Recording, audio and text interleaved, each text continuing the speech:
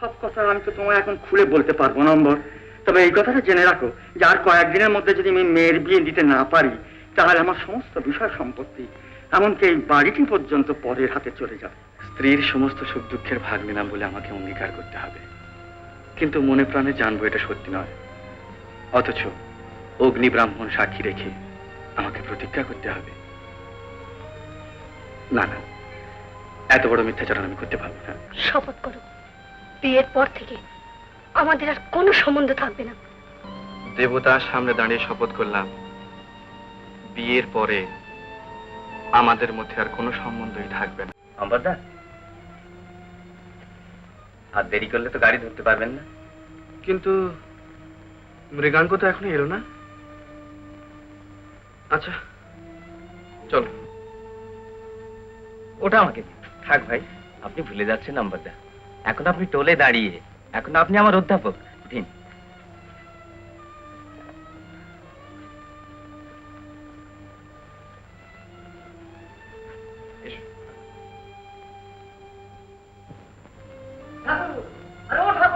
কি আশ্চর্য!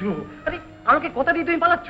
আমি অপেক্ষা করেছিলাম, কিন্তু আর দেরি করলে যে গাড়ি পাবো না। আরে এই গাড়ি তোমাকে ফেল করতেই হবে পণ্ডিত। এক কাজ করো, চল দেখিনি আমাকে, চল চল চল। এখন অসম্ভব। অসম্ভব? আরে অসম্ভব কথাগুলো তো মুক্তির অভিধানে লেখা থাকে। হ্যাঁ চল চল চল। কিন্তু এই গাড়িতে না গেলে।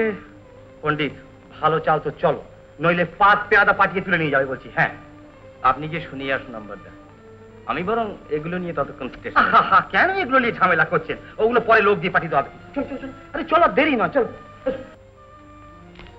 তুমি যাও, মামা বৈঠকখানে তোমার জন্য অপেক্ষা করছেন। যাও যাও যাও যাও। আরে দাঁড়িয়ে রইলে যে, যাও না। হ্যাঁ,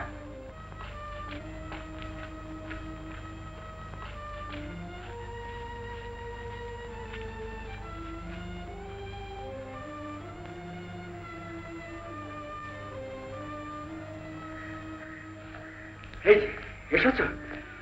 আমায় বাঁচিয়েছ, বড় ভয় হচ্ছিল, চলে না গিয়ে থাকো। বসো বাবা, বসো।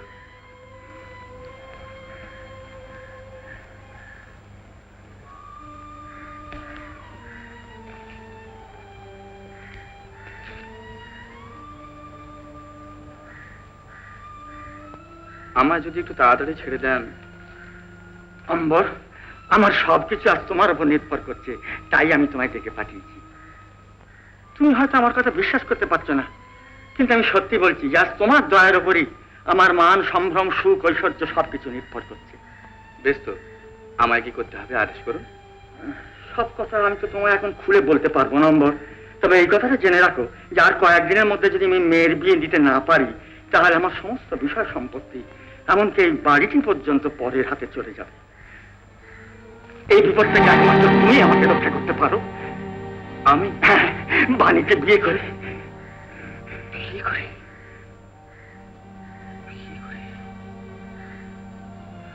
না না, আপনি আমাকে ক্ষমা করবেন, আমি তো পারবো না। না, আমি তো পারবো না। কেন পারবে না অম্বর? যে কাজ নিয়ে আমি চলেছি, বিয়ে তাতে বাধারই সৃষ্টি করবে। কোনো তো কারণ নেই বাবা, বরং কাজের সুবিধেই হবে। আমি তোমার চতুষ্পাঠীর খরচের জন্য বাৎসরিক 12,000 টাকা করে দেবো। আমাকে আপনি প্রলুব্ধ করবেন না? প্রলোভনই বা কেন মনে করছো বাবা? মনে করো যে এটা আমার জামাইয়ের সম্মান স্বরূপ বা কোনো সৎকার্যে দান। তাছাড়াও অনেক বাধা আছে আমার। আমি যেখানে যাচ্ছি সেটা অত্যন্ত অস্বাস্থ্যকর জায়গা। দীর্ঘদিন তো দূরের কথা, সামান্য কয়েকদিনের জন্যও কেউ তার পরিবারকে সঙ্গে নিতে সাহস করে না। তার প্রয়োজনই বাকি, বাণীকে না নিয়ে গেলেই হলো। তা হয় না। কেন? বিয়ে যদি আমাকে করতেই হয় তাহলে শাস্ত্র শাসন আমি ত্যাগ করতে পারবো না। বুঝলুম না। স্ত্রীর সমস্ত সুখ দুঃখের ভাগ নিলাম বলে আমাকে অঙ্গীকার করতে হবে, কিন্তু মনে প্রাণে জানবো এটা সত্যি নয়। অথচ অগ্নি ব্রাহ্মণ সাক্ষী রেখে আমাকে প্রতিজ্ঞা করতে হবে। না না, এত বড় মিথ্যাচরণ আমি করতে পারবো না। কিন্তু মিথ্যাচরণ তো নয় অম্ব। বিয়ে করে তুমি তোমার স্ত্রীকে তার বিষয় সম্পত্তি ফিরিয়ে দিচ্ছ, তার বাপ মায়ের মান মর্যাদা রক্ষা করছো, এটা তো তুমি স্বামীর কর্তব্য পালন করছো, আর তোমার অঙ্গীকার বজায় থাকছে। আপনি আমায় একটু ভাবতে দিন, কিন্তু সময় যে আর নেই অম্বর। যদি যথার্থই আমার উপকার করতে চাও, একটা দিন, শুধু আজকের রাতটা আপনার কাছে আমি অনুমতি চাইছি। বেশ, তুমি ভেবেই দেখো, ভেবেই দেখো।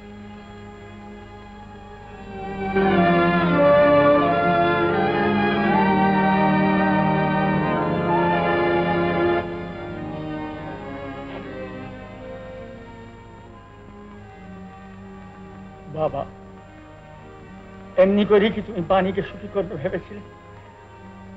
কার সামনে, কার সামনে আমাকে মাথা নত করতে হচ্ছে যদি তুমি জানতে। মা, মা, কি রে, কি হয়েছে? তুমি কিচ্ছু জানো না, না?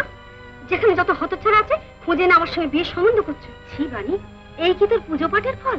বারো সাতজনকে যা নয় তাই বলে। সাতজনকে দুর্জন আমি জানি না মা। সেদিন যাকে মন্দির থেকে দূর দূর করে তাড়িয়ে দিলুম, দোহাই তোমাদের, আমি তোমাদের কাছে হাত জোর করছি, না বিয়ে করতে রাজি হয়েছি, তাই বলে।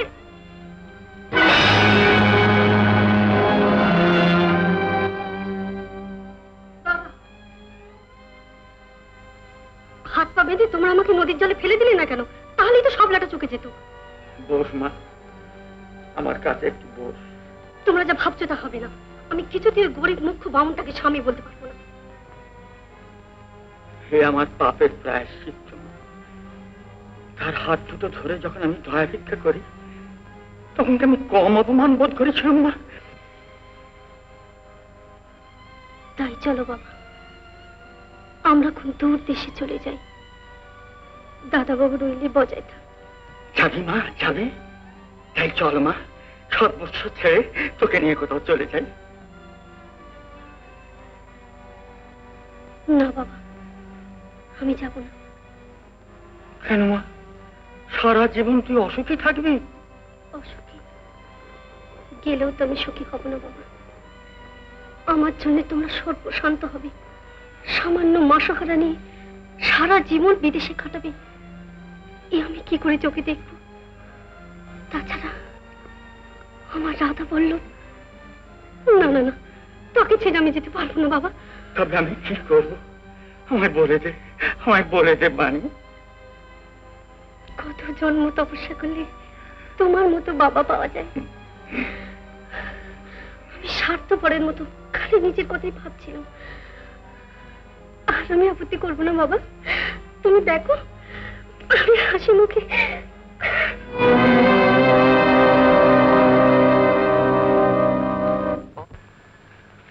দাঁড়াও,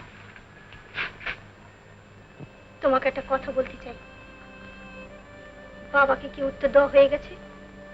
না, ভেবে দেখবার জন্য একটা দিন সময় চেয়ে নিয়েছিলাম। ভেবে দেখবার জন্য? হ্যাঁ, সারা রাত চিন্তা করে মনস্থির করতে পারিনি, তাই রাধা বল্লভের কাছে। কি জানতে এসেছিলে?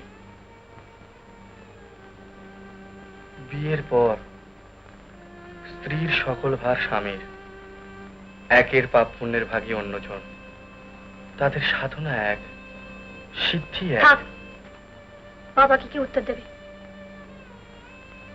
একদিন তার অন্ন খেয়েছি, তাই তার এই বিপদের দিনে আমার দ্বারা যদি কোনো উপকার হয়। তুমি রাজি আছো, ওটা আমি জানতাম, কিন্তু তার আগে তোমার আমার মধ্যে একটা কথা পরিষ্কার হয়ে যাওয়া দরকার। বিয়ের পর আমি আলাদা থাকতে চাই।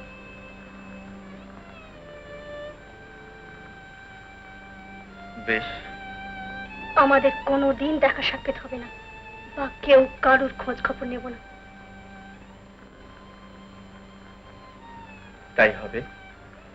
তাহলে প্রতিজ্ঞা করো, এই রাধা বল্লভের সামনে প্রতিজ্ঞা করো, বিয়ের দিন থেকে। না, না, সমস্ত শাস্ত্রীয় অনুষ্ঠান হয়ে যাবার পর থেকে। তুমি কি এখন থেকে আমার উপর প্রভুত্ব জাহির করতে চাও?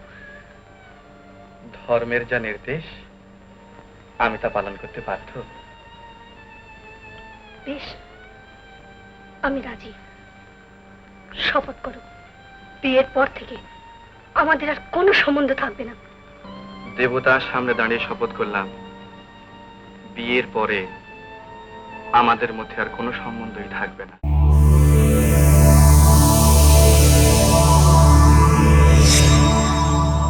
উত্তম কুমারের সেরা সিনেমা দেখতে হলে ডাউনলোড করুন ক্লিক অ্যাপ।